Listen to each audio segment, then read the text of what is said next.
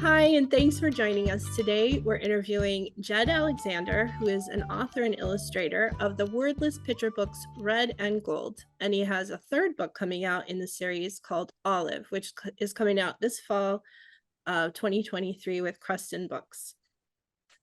Yeah, And funny interview. This it was guy a fun is, I enjoyed him so very much. He's a character, and I like Yes. his quotes. And Jed, Jed, you are a character. yes, we You loved really it. enjoyed it. And I took notes here all across the border of this document that I've been doing. And he has some good stuff. So I'm gonna look up those books that he and those artists that he was recommending. So Yeah. fun interview, a lot of good stuff. And I especially liked how he was doing projects and finding his opportunities instead of just waiting and like, Yes. well, he was throwing it all out there. Yeah, he practices what he preaches. Like, I mean, he said that you should be doing your own projects and making books, and he's been doing that, and that's how he got his opportunities. Yeah. Here's Jed. So yeah, here's Jed. Okay. Thank you for joining us, and we're excited to talk to you about your Wordless books. You have a really unique story because you started with a Kickstarter. I kind of did. I mean, I had an agent before I had the Kickstarter. Oh, okay. Oh. I met my agent at an SCBWI conference. My first SCBWI conference, I got a Best in Show, and then at a subsequent conference, I met my agent, and then she worked with Tricycle Press. This is Abigail Simone of Red Fox Literary, and then Tricycle Press folded, and she started her agency, and I was one of the early people she took on with her agency, but I wasn't selling any books, so I started the Kickstarter, and that actually got me a relationship with Cameron and Company. They wanted me to do a longer version of a story in the Kickstarter book, and I did a dummy for that. They rejected it, and they said, "Do you have anything else?" And I always have something else. It's a good idea to always have something else. And so I had something else, and that was Red. And I had actually already did a completed version of Red, and then we ended up editing and changing the format. And yeah, so that was the first Wordless book. It wasn't a plan going in to do Wordless books. It's not the most commercial thing in the world, but that's how it panned out. Oh, well, okay. So I am like, everything that you touched on are the questions that I really had. I'm like, wait a minute, how do we go from here to here? So how was the relationship with Cameron from your Kickstarter? How did that connect? My agent sent them, I think, a digital copy of something I did called Ella and the Pirates, which is a part of the Kickstarter.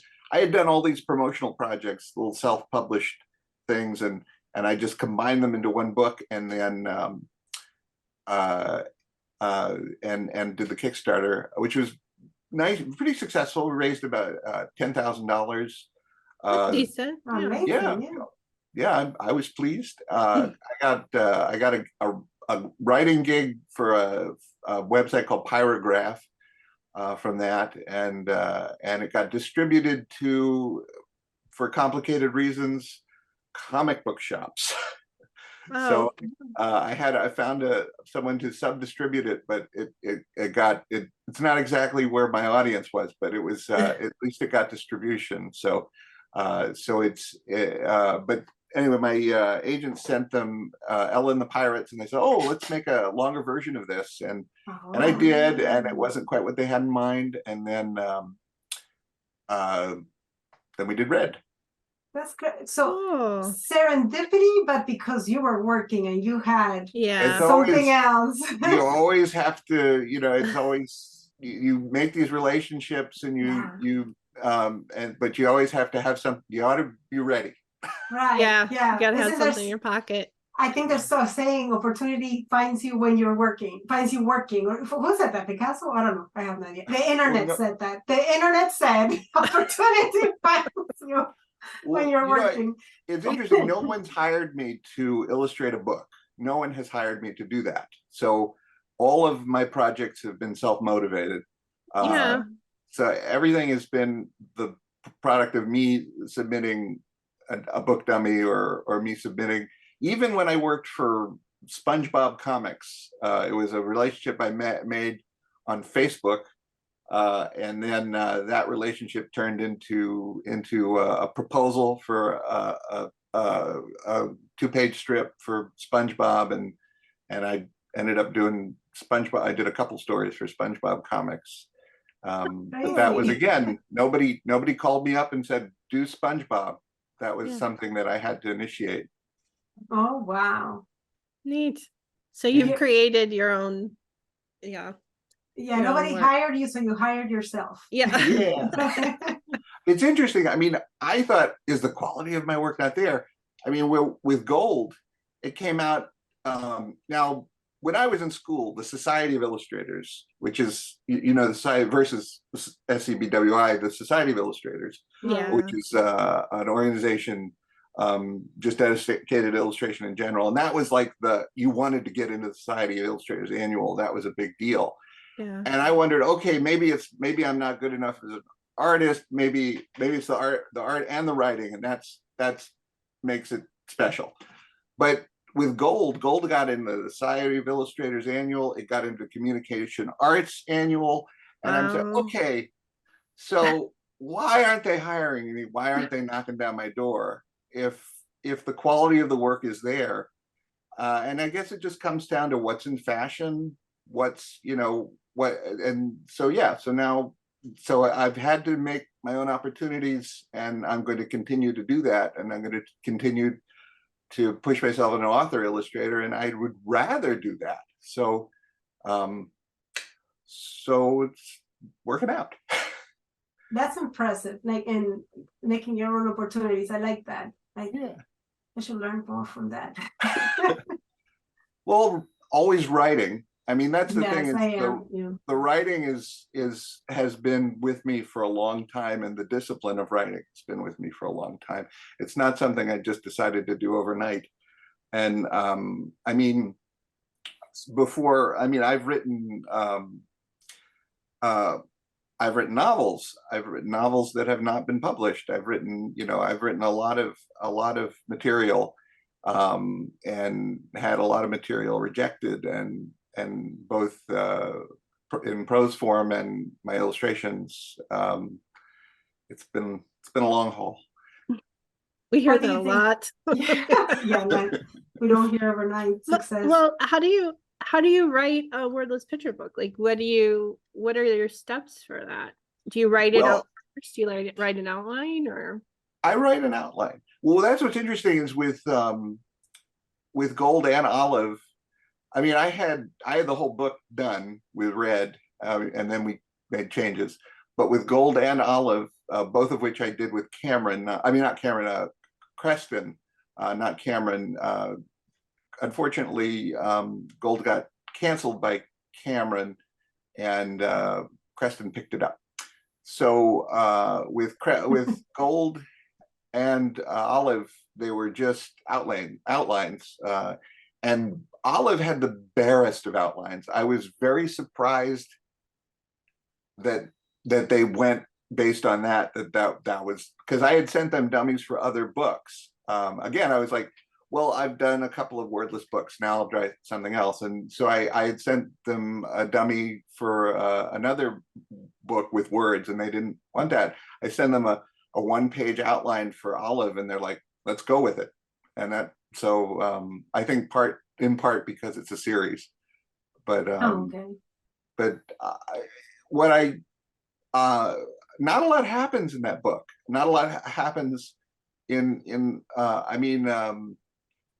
I think, with wordless books in particular, I think you want to leave room for the reader as a proxy a part of the book. As you know, when you have, you know, closure between one page and another, what happens between this page and this page? This is what we're always doing. But with wordless books, there's nothing but the pictures to tell you what's happening between this page and the next page. So it gives the reader an opportunity to insert themselves into the story in a very unique way.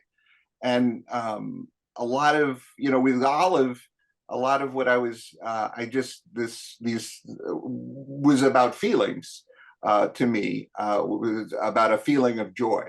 And I wanted to communicate this kind of feeling of joy and lightness and sort of,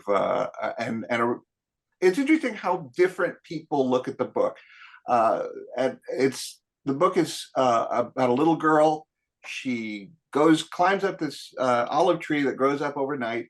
She ends up in the clouds, meets a giant, and the giant kind of, and she has a relationship with the giant where the giant dances with her and has different, and feeds her. And someone once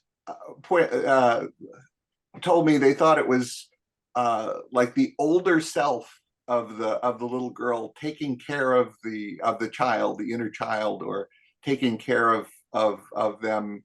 And I thought that was an interesting take. It wasn't what I had thought, but I don't, you know, there's a lot of different ways you could read it. And I want that. I don't want to tell people how to think about it or how they're supposed to, or what the right message is. And that's something I think a lot of contemporary picture books and children's books are very message oriented, and we get into a lot of, you know, where you have, where there's this is a book that teaches kids about this, or how to feel about this, or who, you know. And I'm interested in children's lit is literature. The books that I read as a kid that I enjoyed were not trying to teach me how to make friends or teach me, you know, about difference, or, you know, whatever it was. The books that I enjoyed as a kid were great stories that stuck with me, that resonated with me in a way that that good literature does, that good adult literature does. What we do is important. And I think one of the reasons it's important is because these are kids' first experiences with stories, and connecting with stories. And like Red, for somebody, Red is going to be their first their first idea of what a bear is. You know, it's going to be oh, sorry, Gold. I was gonna. Gold is the bear. Wait, Because I was a like, bear or a wolf? Gold is the bear. So it's going to be their first. It's, you know, when you in psychology, there's an idea called schemas, and we're formulating our ideas of what things are. So our first dog is our first idea of a dog, and you know, and then we make connections with other things that have four legs. Okay, well, there's a horse. Is a horse a dog? And we start to learn these things. And so for some kid, Gold is going to be one of their first bears, you know. So, but this is just, you know, that is one part of the puzzle. But one of the things, it's your first experience with the idea of family, your first experience with the idea of you know, all kinds of different complex ideas that can't be told in a moral, or that aren't necessarily summed up in you know, this is what this book is here to teach you. And that's the kind of books that are important to me and that resonate with me, are books that have a lot of different ways that we can interpret them, a lot of different things that you can project onto them. And there's no, and with my wordless books, there is no right way. No, I like what you like say that. Yeah, that it's like if you're giving them a playground and they can just go. With Olive, what I got from it was the giant is being kind to her because she's smaller, and then when she gets down from the tree, she's playing with something smaller than herself, and she's being kind to the mouse. So I thought it was about the relationship of something big with something small. That's what it's to say. Everybody gets something different from it. You're No, you're never absolutely. gonna tell us the real. No, There don't is tell no real. us. there's no real, But I I mean, think with gold, if nothing else, it just for Olive is just this feeling of joy. I wanted, Oh, yes. so yeah. I wanted to communicate this feeling of freedom, of lightness, and of joy, and then Oh, and whatever else is in that, but that's and in a way, Olive has been, because it isn't so much. There's not a very there's not a lot of literal narrative. It's not like beginning, middle, this happens, then this happens, and then the end. It's it like you said, it's more like a playground.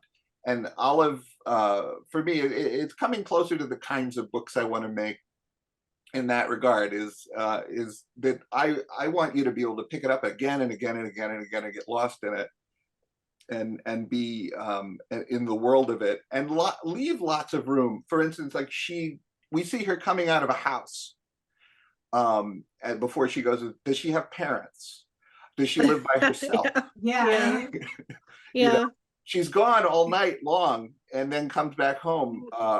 What there's all kinds of different things that I don't tell you, and I don't tell you how to think about them, and that's up to the reader.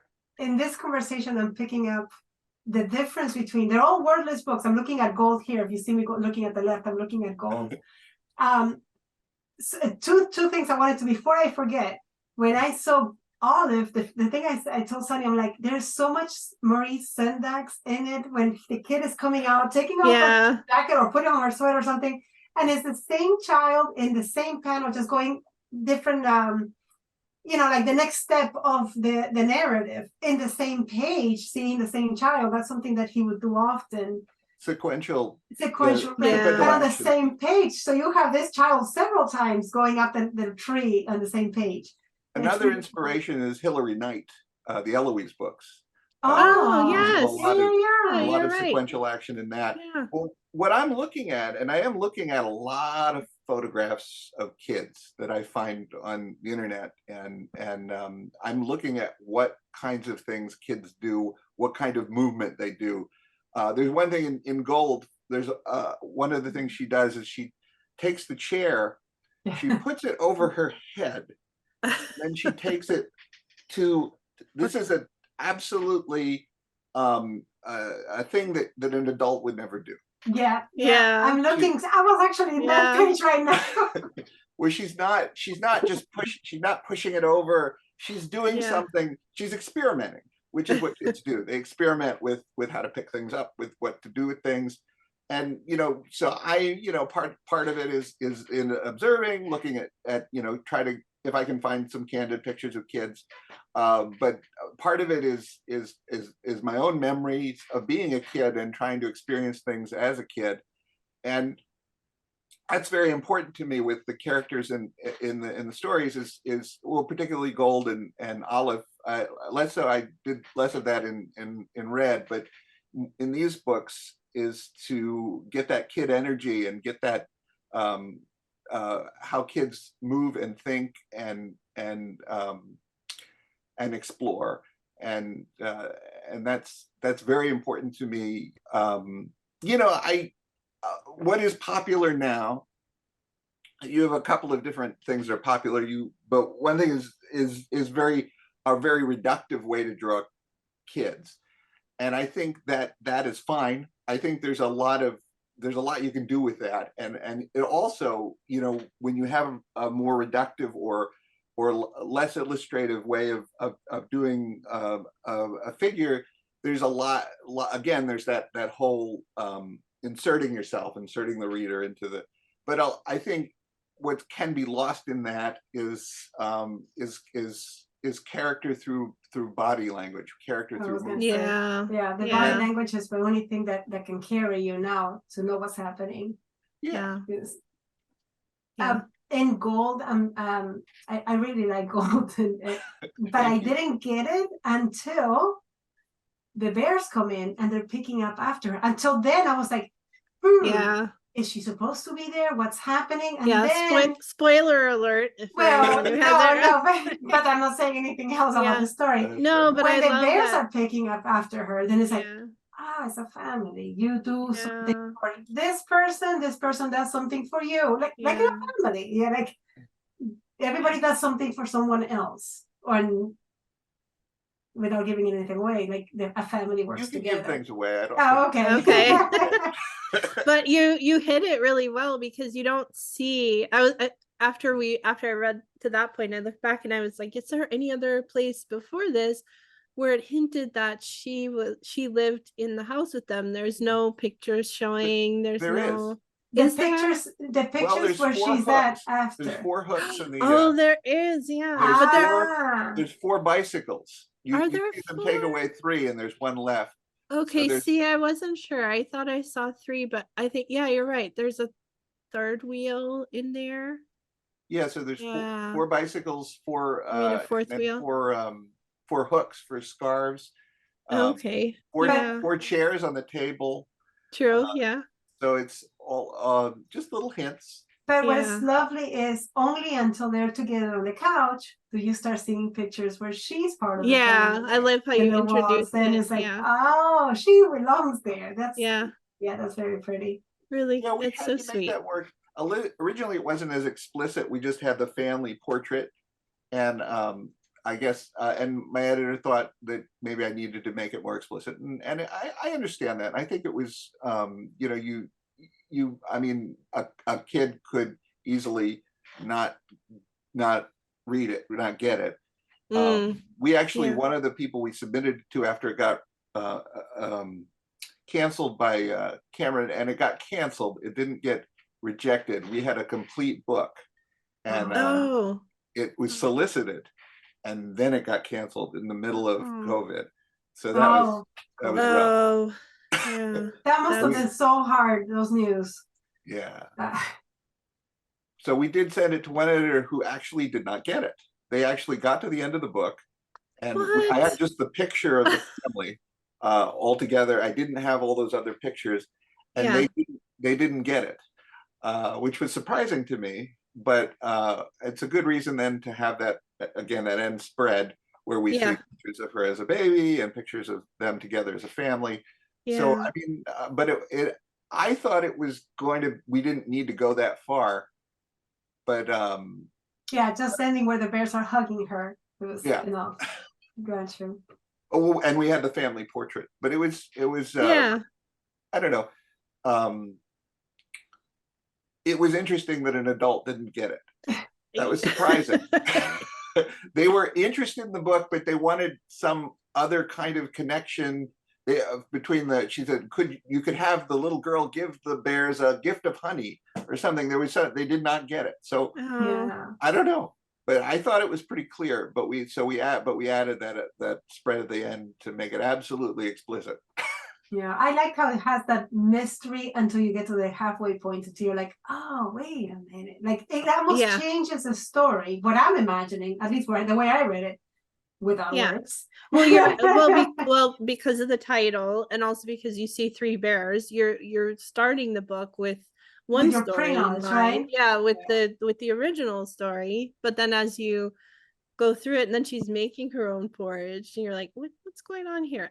And then when the bears come home and they're not they're acting like a family, and then you realize, oh no, this isn't like the original story at all. It flipped it. Yeah, I mean, the original story is basically a B&E. She's breaking and entering. Oh yeah.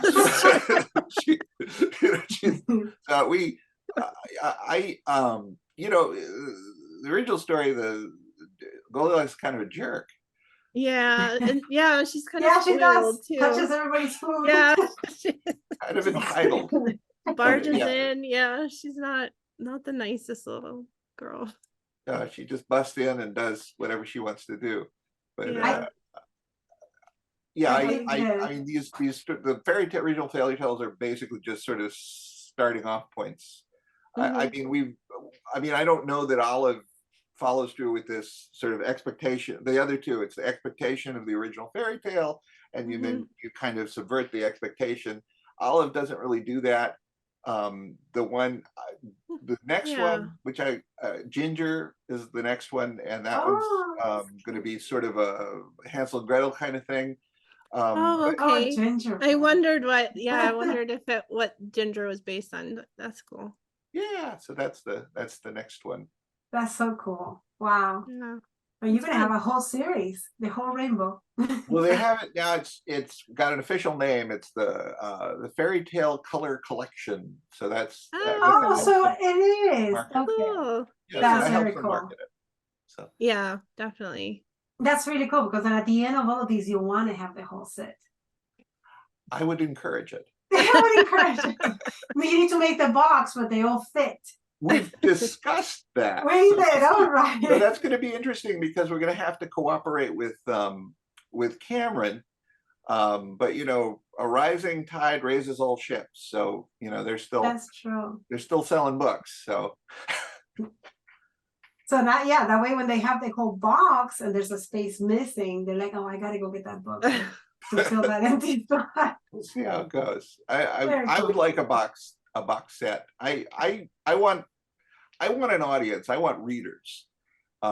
So if that box set is in Costco or wherever, Oh, Yeah. yeah. just as happy. I don't have, you know, if it's at the grocery store checkout aisle, I'll be very pleased. It's more access. I mean, how many books? As a mom, when I was shopping, it was like, it happens to be next to the meat department. Okay. Like there are these boxes of books in our Safeway next to the meat section. I don't know why it's there. I'm all for it. Exactly, because then you pick it up, you're like, here, just read this while I shop. Yeah, And- I think you know, wherever well, with you got two places. I mean, with books for kids, it's going to be largely it's going to be a parent or a grandparent who's going to find it and going to buy it. Yeah. And or it's going to be them choosing it in a library, which is great, or being recommended by amazing librarians. Yeah. You know, so I libraries are awesome. So you know, hopefully people will discover it there. I mean, you were talking about Sendak, Where the Wild Things Are, really didn't become popular until it was discovered by kids in libraries. So that was so libraries are I hope they continue to be as good a resource you know, as you know, with digital media we're having less people going in person to go to get books from the library. I'm a little guilty of that in that I listen to a lot of audiobooks from my library. It is from my library, but I don't make it there as often as I would like. Yeah, but we do it for a different reason. That we're doing something else while we're listening to. We're driving, or we're drawing, or we're cooking. I'm And driving. I mean, I'm not you're driving. I'm drawing. You're drawing. Yeah. Yeah. So But I do think school libraries are still Mm. they will be a big part of children's lives. Public libraries, I think, still are, especially for parents with small children, but school libraries are huge. That's where most kids find, if they don't make it to their public libraries, they're still going to their school library at least once a week. So yeah, I think Yeah, they always have to be be. it'd always be a part of children's lives and books' lives. we're in a frightening time right now with we're back to book bannings. Yeah. So we're back there again, and That just makes people angry, and then they go buy the books more. And Yeah, then it's they good fight for publicity. it, and then they I go, thought that too. That was my thinking too. But one of the things is that you have kids that have these libraries Mhm. these libraries are sanctuaries. These libraries are Mhm. refuges for kids to make discoveries. And they might not have access to any other means. They might not have they might not be able to make it to their parents might not take them to the the local library. Their parents might not buy them books. Yeah. Yeah. And so It's these true. are really important places. And I thought so too. I was like, yeah, ban my book, go ahead and ban my book so it'll be a bestseller, But I think that's a little dangerous track to go down because kids need these libraries so much. Yeah, Yeah. yeah, I I see. agree. Yeah. I don't want to like move too far. I went through all the questions that I wanted to ask you about the Wordless books, but I'm really curious about what you have in the background. Do you mind talking about your art process? Well, And well, as I mentioned, I do a lot of refining and with the drawings, trying to get the right gesture with the figures.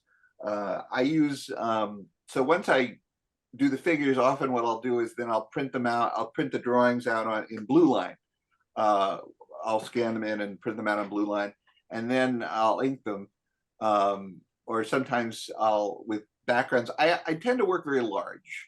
I think the city, putting all the houses together for gold, that would be about 14 feet, I think. Oh my Herrera? goodness. What? oh Yeah, I my mean, gosh. So if you were to do that, so a lot How of do that. you scan those? Oh, I know. Oh, I do. I scan them in In pieces. I scan sections. them in pieces and Oh, piece them together. wow. But yeah, I mean, there would be a big 20 by 30 piece of watercolor paper with 2 or 3 houses on it, and and then yeah, I have, so I work very large, and I have this dry brush technique that I use for, like, for textures like trees and fur and things like that. I get these very cheap craft brushes that I get that are like $1.99, and I just beat the hell out of them and to get these nice dry brush textures. And there's one particular brand that I like. The thing about tools, I mean, we talk about tools, and everybody wants to know what tool, and like there's a magic tool. Yeah. I mean, one of my Yeah. favorite illustrators, Yuko Shimizu, and she's got this special kind of brush she uses, and everyone wants to know what's the brush. Yeah. Like, it's going to make you. Yes. It'll make you, yeah. That's why there's Something no special is going to problem. happen if It's you get that magical. brush. That's why So there's no I problem with you sharing your technique and with you sharing, like, and teaching someone else, because no one can do it like you. No one's going to do it the same way that you're going to do it. It's just, I am so glad to share everything I know. I have a blog where I've done some of that. It's been years, so there's old files on there where I showed some of my process. But a lot of what I do then, if I do full color, what I often do is I do watercolor overlays on the light box. So I'll do some water in black and white, and then I'll scan those and pop them underneath the line art, and I'll color those with the color tool in Photoshop, or I'll scan in watercolor textures, which I'll then I have a library of watercolor textures I'll pop in. I just like things to look as organic as possible. But that's interesting. I like it's. I wonder if that's an old aesthetic, because I want everything to look, even though I use the computer, I want everything to look like it's hand done. More recently, I see a lot of work that isn't afraid to be digital or isn't apologizing for being digital. It's not necessarily trying to look like wet media. It knows and what it is, and it isn't. It's shamelessly digital, and I'm okay with that, and I think that's great. But I have, maybe it's just something that stuck with me, is that I want everything to look like it's done by hand, and most of the mark making is done by hand, all of the mark making. And but yeah, I use a brush, I use a dip pen, you dip in ink. I use these vintage nibs, these Esterbrook nibs that I get by the gross on eBay, and but these are, it's funny. I mean, we kind of fetishize our tools and have to get the right nib, the right brush, and you get what works for you, and there is something kind of special about finding your tools and having that set of tools that works just for you, and so there's ritual to it, and so I enjoy that. I enjoy tools. I like art stores. I like paper. Most of the stuff I get is really cheap stuff. I get the cheapest watercolor paper you can get, but I like I don't know any artist that doesn't love to go to an art store and look at tools. Tools, yeah. I thought when you say that you like the older look to it, I was listening to the radio with my daughter, and in Pandora we put like classic vinyl. And she likes music from the 70s and 60s, and I'm like, great, I love it. And I forget what we were listening to, but I picked it up and I go, that graininess that it has, because it's not as clean as a new recording from now, even though they fix it and all that, you still hear that graininess and that texture in the whole recording. That is, it makes it exciting. It makes it different than the clean stuff. There's dry brush textures that you can make digitally. Yes. But it's a clone. It's a clone of a clone of a pattern. Yeah. And yeah. With the analog tool, it's always novel. There is no, you never repeat a mark, and that's a special thing. Maybe they'll be able to do that digitally someday, and that will be great. But at this point, so. you like to work digitally? I was traditional, completely traditional until about a few years until I got Sunny. I corrupted her. She broke me. Here's my iPad now. But that's one of the things, that when you're drawing with your hand, your line is never the same. The tool never reacts the same way, because every little fiber in the paper makes the nib jump in a different way. Everything is different. And you're right, digitally, the mark is always the same. So you have to do a lot more work on your end to try to make it look different, and to try to erase back and make some of the parts disappear. And it takes more time to make it look more texturized, and not to have that digital look to it. If you don't want it. There's any harm in a digital look. I think, some of my favorite illustrators work. Marco's Chin does amazing stuff, and it's all vector. So it's all these really, very, perfect curves and perfect, everything is very digital, but his drawing style is, with those digital tools, is very organic, and it doesn't. I gotta look him up. What was the name again? Marco's Chin. He's good, and but it's all vector. It's all on Illustrator, and it's impressive that what he's able to do with that. But you don't look at it, and you say that's digital. But it's, like I said, it's unapologetically digital. I think we don't need to, if you're using digital media, it is really okay to have flat colors, or gradients, or you can overdo it. You got to have taste. Yeah. You got to do it with taste. It depends on what you like. I think that's why we like using the iPad and the Apple Pencil, because for us, that's the closest thing that we can get to the traditional feel and look. Because you have a lot of control with the Apple Pencil that you just don't have. I mean, you do if you use like a Cintiq, but for us also, it's really helpful for us to be mobile with our art desk. It's really that as you have children. Yeah, with children, and we have limited space. Olga does have a kind of like a studio, but that just being able to take my iPad anywhere and draw on it is so much easier for me than having a full workspace that I just don't really have access to in my own house. Maybe someday, but yeah. I don't know that there's no right answer to this. There's no right tool. There's no, like I said, there's no special magic brush. There's nothing invalidating about digital tools by default. There's people that do wonderful things that look absolutely digital. Who is it? Another what's her name? Who did Wave? It was a wordless book with a wave in it. Lee, I think her last name is Lee. She did one recently, which was in a zoo. I don't know that recently. It was probably a couple of years ago, but and it was all kind of wet media, and then she had the bars of the zoo were vector. It was all like Oh, so she cool. the actual so she mixed. She was like Oh, are you talking about unapologetically Susie? digital. What? Susie, I think you mean Susie Susie Lee, yeah. Lee. She did So Wave, yeah. unapologetically digital and Yeah. Yeah. the media the regular media, traditional Yeah. media. So that was an interesting approach because there was no attempt in that to make it look organic at all.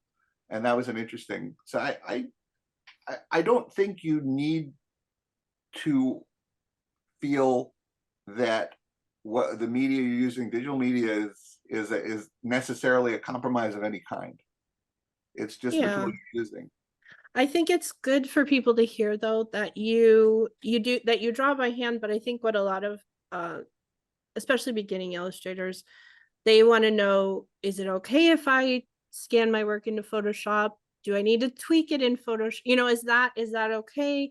Or does everything have to be like completely hand done? And but we from what we've seen, I don't know anyone who doesn't go in and tweak their work afterwards, even if they are working mainly traditionally. You know, they typically, I would say it's like, what did we call it? Tradigital. Digital, like, you know, there you're not just only like sending in your sketches, you know, to the publisher. We don't do that anymore. Everything has to be scanned and turned into a digital format and then submitted. And you know, a few artists do, but then they need more time and more and changes. Ultimately, I mean, we're scanning our own work. I mean, it used to be that nobody's sending their stuff out FedEx like they used to. It's all what's great about that, one of the greatest things, is you are in control of those files, you know. Sometimes you know, I'm very conscious of, you know, one of the things that I loved with gold, they gave me coded stock because when they printed it, because I asked for coded stock, and in red was uncoated stock and you got dot gain. I want my stuff to look like it looks on the screen. Yeah, gold is very nice and bright and graphic. I like that.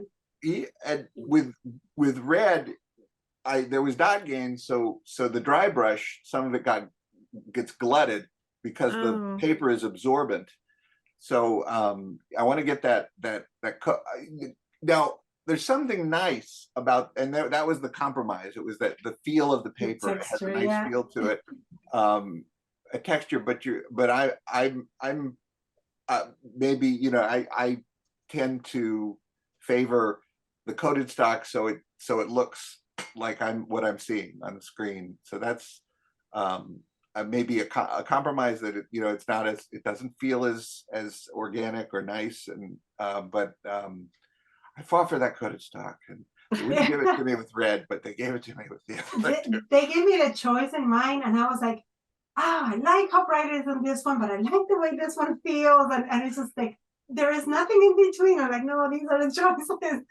It depends on how much fidelity you want it to have to the image, and I mean, or what media you're using. I mean, for me, it's that I'm gonna lose it with that dry brush, and so I just I don't know. My agent was like, the paper isn't as nice as the red as with red, and I'm like, yeah, but it's coated stock.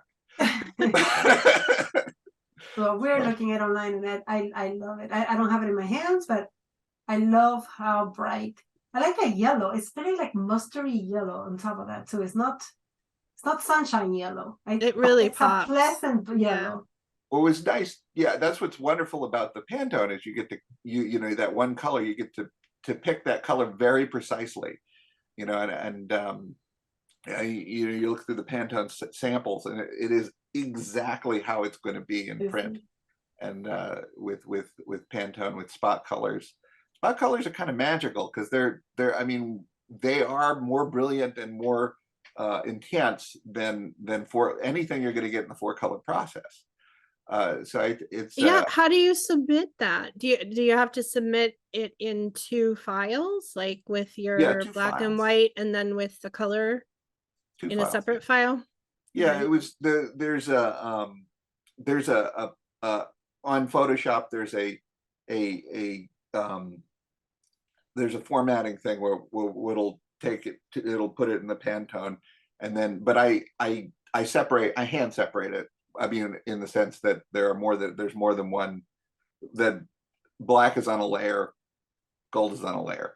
Okay. But Yeah. Cool. I mean, there is a way to do it not that way.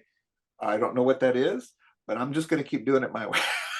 Do you It, also separate, like, for example, her backpack is a different yellow? Do you Oh separate that yeah, into another one? there's midtones. okay. Yeah. So I use I actually do it in percentages.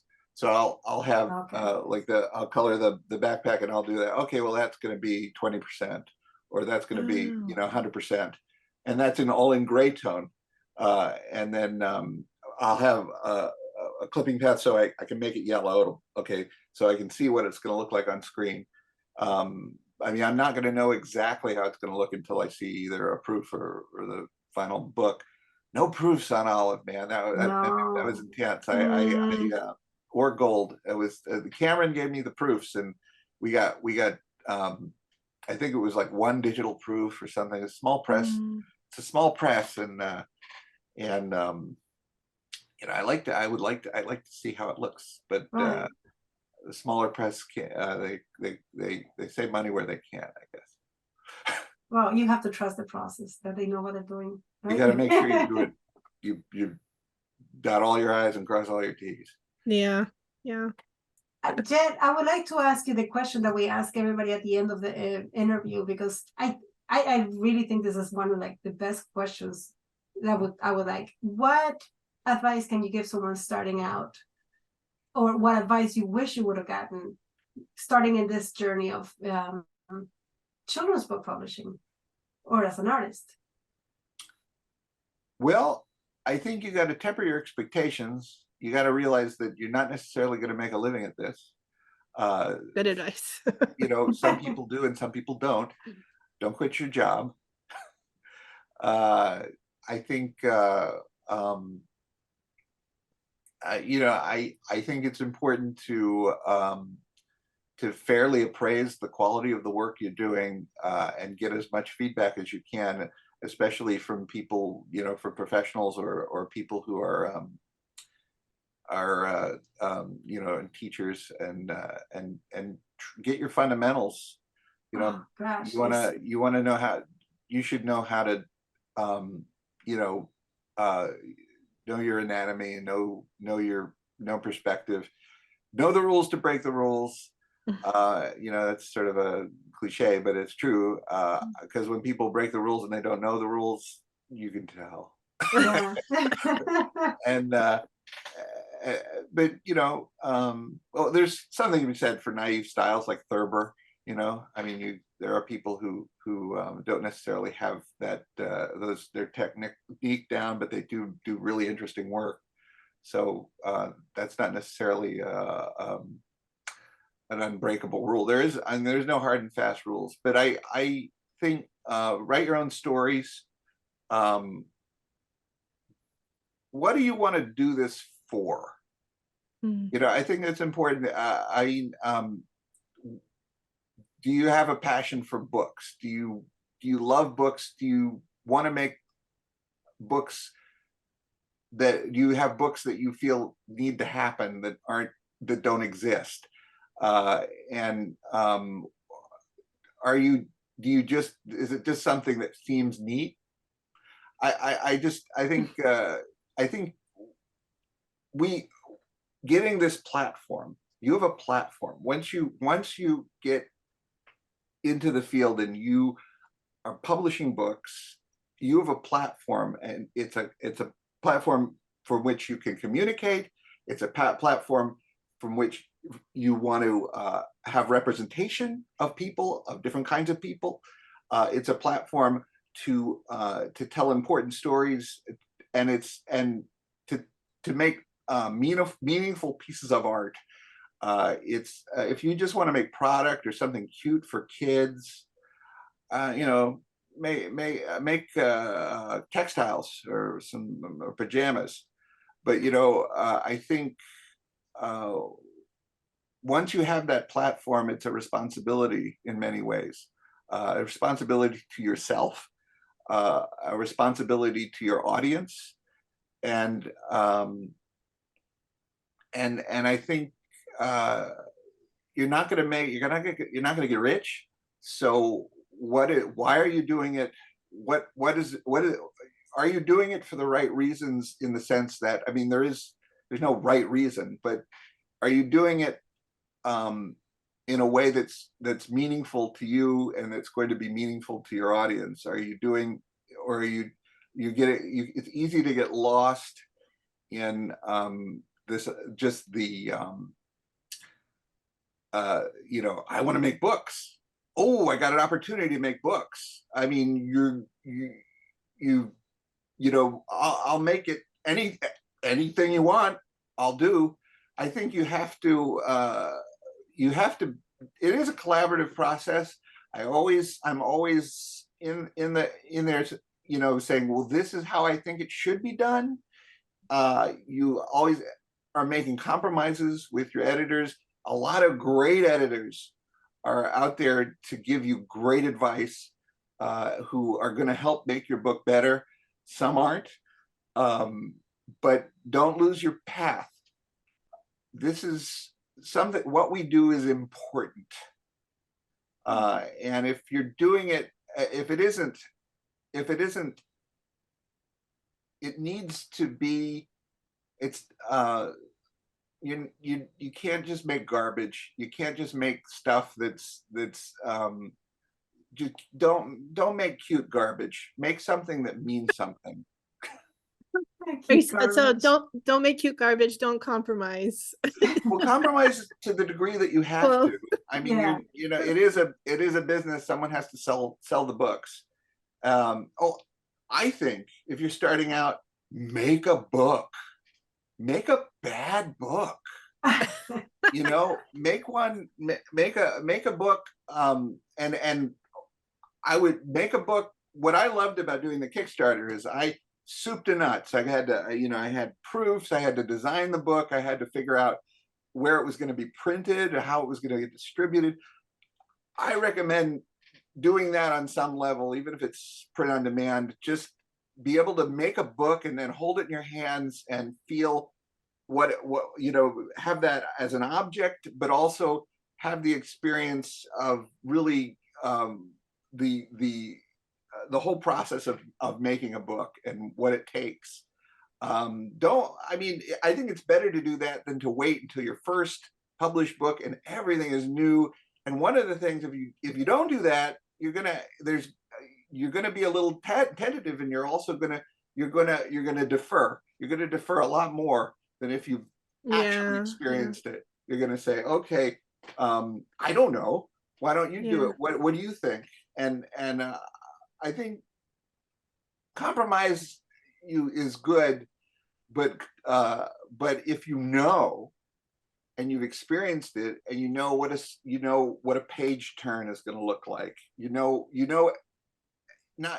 physically how that's going to look, you're going to be able to cooperate in that process in a more meaningful way.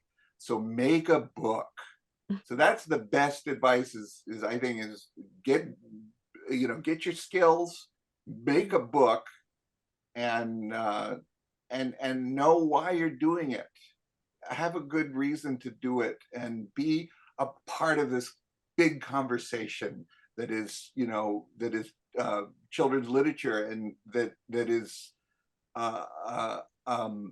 it's every book that has ever gone before what you're doing. It's the books that come after it. You're a part of this big conversation that is children's lit.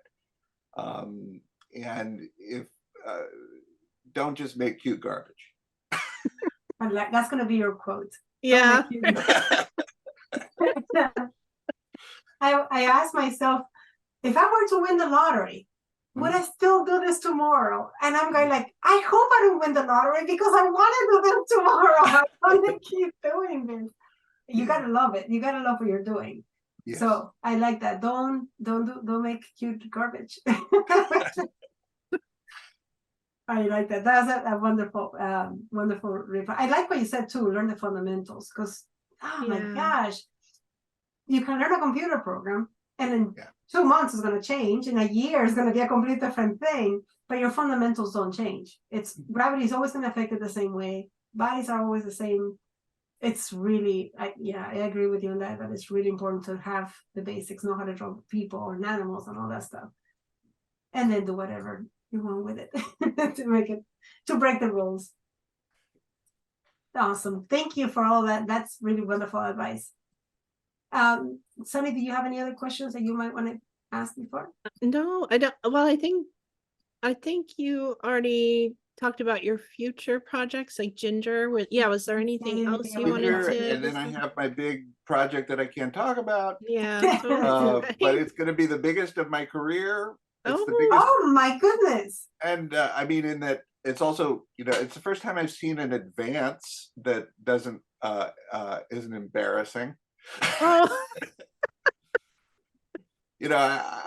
So it's a decent advance, and it's it might be a new path for me. Wow. In that, that's wonderful. Middle grade books, that's something I've always wanted to do. I wanted, all of some of my favorite authors were middle grade authors when I was, that made me love books, like Daniel Pinkwater. Was this big important author for me when I was a kid. All of the your Roald Dahls and all of that stuff, but those books that just sort of made an imprint on you. My favorite book of Roald Dahl's was Danny the Champion of the World. I had a really close relationship with my dad, and that book made an impression on me, and I think when I'm writing, when I write for that audience especially, I'm thinking about those feelings of being a kid, and those feelings of what of what excites me, and what I was intrigued by, and what I was curious about, and that it's just it's an exciting, and you get kids who are going to be a little older. They're going to understand a little more. You can talk. You can you don't. You have. I mean, most of my readers right now are somewhere between 4 and 6, so I don't hear much from them. So it'll be interesting. It will be interesting to hear what they think of my book. You get more feedback. On middle grade. And what impression you made on those readers. Yeah, it'll be nice. Yeah. I want to be loved. Don't we all? Don't we all? I don't mind the love of strangers. That's a second quote. We're gonna have to put Jed Alexander doesn't make pretty garbage and loves the love of strangers. That will be it. We're gonna put that in the interview. We're gonna have to find out. Right. People will be like, I really have to listen to this. Now I need to listen to this this episode. Well, I think that's it. Thank you so much for joining us today. Thank you. This was really eye-opening. I took notes, just so you know. I am looking up, like, on the side of this thing. This is a book I'm writing, and it's like full of little notes. I'm like, I have to look up Daniel Pinkwater, and I have to look up. Oh, yeah. He's still writing. He's a fascinating guy. Oh, wow. But I mean, the books that when I was a kid, it was Alan Mendelsohn, The Boy from Mars, which is not what you think it's going to be. The Snark Out Boys and the Avocado of Death. The Snark Out Boys. Titles. They were these kids that sneak out at night to go to the Snark Theater, this theater that shows old movies. and there's yeah the snark, and that one's a great one. He's just has a way of communicating with kids. He's just a fascinating. He was written for every age group. He's written picture books, which he draws himself, and he's one of those guys like Thurber, who is not a technically skilled artist, but